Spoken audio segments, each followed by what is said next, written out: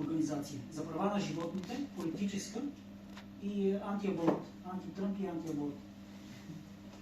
Тактики, които намалят, драстично, осезаемо намалят подкрепата на обществото, са тези, които са вандалски прояви, насилствени.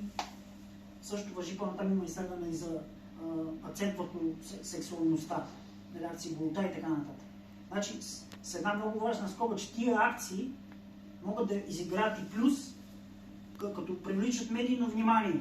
В дългосрочен ефект биха били от полза. Но когато се фокусираме върху дадена аудитория, когато искаме да комуникираме с аудиторията, да успеем да убедиме защо трябва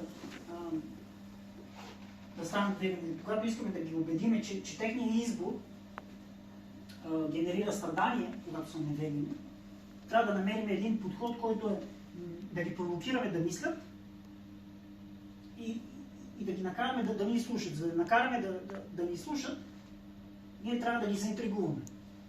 И за да по един начин да ги накараме да се асоциират с нас, трябва да имаме един нормален дружелюбен подход. Извиня, аз не разбрах как беше замесена сексуалността в... Значи акции, които, примерно, акциите да бъде по-конкретни в тарелки, голи тела. Значи голите мацки, те имат своята роля. Те имат ролята самата организация да привлече внимание върху себе си. Съответно, после да ни се даде трибуна да говорим. Това е плюс. Това може да изиграе наистина много голям тласък на дадена организация. Както пита. Те правят това.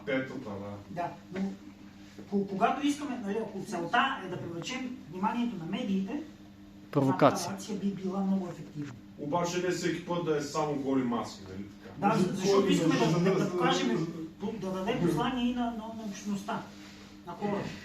Искаме да променим нагласа. Тоест тази сексуалност има положително влияние. Има положителен ефект в дългосрочен план, защото привлича вниманието на медии, съответно може да намерим и спонсор, съответно може да намерим и намираме трибуна. Създава се един скандал. Но важното е да не се пресолява манжата. Точно, добре казано. Когато искаме да бъдем интерактивни с обществото, върху което една нашата целева група, когато търсим хора, които да разберат, нали, етичен казус, трябва да бъдем в един по-натам, ще се фокусираме върху метода, по който да общуваме, сократичния метод, който да им задаваме въпроси. Не знам дали всички сте запознати с естеството на сократичния метод. Да ги провокираш да мислят, задавайки им въпроси.